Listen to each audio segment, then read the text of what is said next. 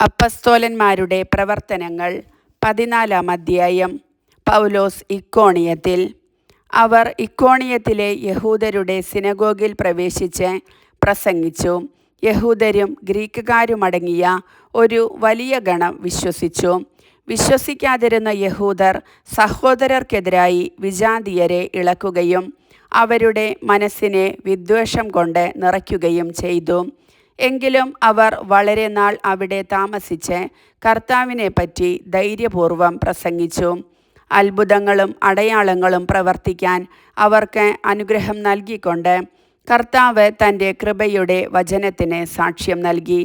എന്നാൽ നഗരത്തിലെ ജനങ്ങളുടെ ഇടയിൽ ഭിന്നതയുണ്ടായി. ചിലർ യഹൂദരുടെ കൂടെയും ചിലർ അപ്പൊസ്തലന്മാരുടെ കൂടെയും ചേർന്നു. അവരെ അപമാനിക്കാനും കല്ലെറിയാനുമുള്ള ഒരു നീക്കം വിജാതീയരുടെയും യഹൂദരുടെയും അവരുടെ അധികാരികളുടെയും ഭാഗത്തു നിന്നുണ്ടായി. ഇതറിഞ്ഞ് അവർ ലിക്കവോനിയായിലെ നഗരങ്ങളായ ലിസ്ത്രായിലേക്കും ദെർബയിലേക്കും സമീപ പ്രദേശങ്ങളിലേക്കും പലായനം ചെയ്തു. അവിടെ അവർ സുവിശേഷം പ്രസംഗിച്ചു കൊണ്ടിരുന്നു. ലിസ്ത്രായിൽ. കാലുകൾക്ക് സ്വാധീനമില്ലാത്ത ഒരുവൻ ലിസ്ത്രായിൽ ഉണ്ടായിരുന്നു. ജന്മന മുടന്തനായിരുന്ന അവന് ഒരിക്കലും നടക്കാൻ കഴിഞ്ഞിരുന്നില്ല. പൗലോസ് പ്രസംഗിക്കുന്നത് അവൻ കേട്ടു. പൗലോസ് അവനെ സൂക്ഷിച്ചു നോക്കി. സൗഖ്യം പ്രാപിക്കാൻ തക്ക വിശ്വാസം അവനുണ്ടെന്നു കണ്ട് പൗലോസ് ഉച്ചത്തിൽ പറഞ്ഞു, എഴുന്നേറ്റ് കാലുറപ്പിച്ച് നിൽക്കുക. അവൻ ചാടി എഴുന്നേറ്റു നടന്നു. പൗലോസ് ചെയ്ത ഈ പ്രവൃത്തി കണ്ട ജനക്കൂട്ടം ലിക്കവോനിയൻ ഭാഷയിൽ ഉച്ചത്തിൽ പറഞ്ഞു, ദേവന്മാർ മനുഷ്യരൂപം ധരിച്ച് നമ്മുടെ ഇടയിലേക്ക് ഇറങ്ങി വന്നിരിക്കുന്നു. അവർ ബർണ്ണബാസിനെ സേവൂസ് എന്നും പൗലോസ് പ്രധാന പ്രസംഗകനായിരുന്നതിനാൽ അവനെ ഹെർമസ് എന്നും വിളിച്ചു. നഗരത്തിൻ്റെ മുൻപിലുള്ള സേവൂസിൻ്റെ ക്ഷേത്രത്തിലെ പുരോഹിതൻ കാളകളും പൂമാലകളുമായി കവാടത്തിങ്കൽ വന്ന് ജനങ്ങളോട് ചേർന്ന് ബലിയർപ്പിക്കാൻ ആഗ്രഹം പ്രകടിപ്പിച്ചു. ഇതറിഞ്ഞ് അപ്പസ്തോലന്മാരായ ബർണ്ണബാസും പൗലോസും വസ്ത്രം കീറി ജനക്കൂട്ടത്തിലേക്ക് ഓടിച്ചെന്ന് വിളിച്ചു പറഞ്ഞു, ഹേ മനുഷ്യരെ, നിങ്ങൾ ഈ ചെയ്യുന്നതെന്താണ്? ഞങ്ങളും നിങ്ങളെപ്പോലെ തന്നെയുള്ള മനുഷ്യരാണ്. വ്യർത്ഥമായ ഈ രീതികളിൽ നിന്ന് ജീവിക്കുന്ന ദൈവത്തിലേക്ക് നിങ്ങൾ തിരിയണം എന്ന് ഞങ്ങൾ നിങ്ങളെ ഉത്ബോധിപ്പിക്കുന്നു. അവിടുന്നാണ് ആകാശവും ഭൂമിയും സമുദ്രവും അവയിലുള്ള സമസ്തവും സൃഷ്ടിച്ചത്. കഴിഞ്ഞ തലമുറകളിൽ എല്ലാ ജനതകളെയും സ്വന്തം മാർഗങ്ങളിൽ സഞ്ചരിക്കാൻ അവിടുന്ന് അനുവദിച്ചു.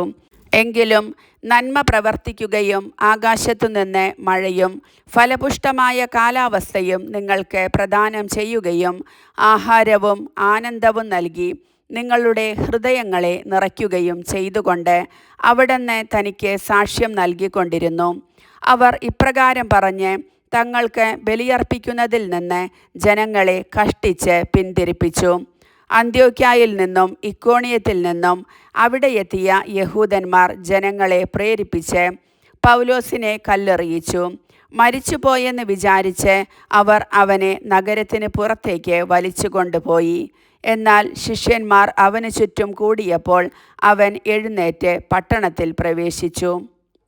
അന്ത്യോക്യായിൽ.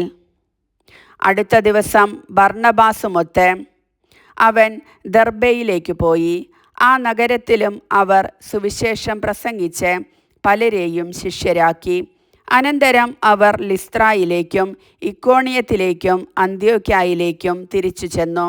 വിശ്വാസത്തിൽ നിലനിൽക്കണമെന്നും നിരവധി പീഡനങ്ങളിലൂടെ ദൈവരാജ്യത്തിൽ പ്രവേശിക്കണമെന്നും ഉപദേശിച്ചുകൊണ്ട് ശിഷ്യരുടെ മനസ്സിനെ അവർ ശക്തിപ്പെടുത്തി.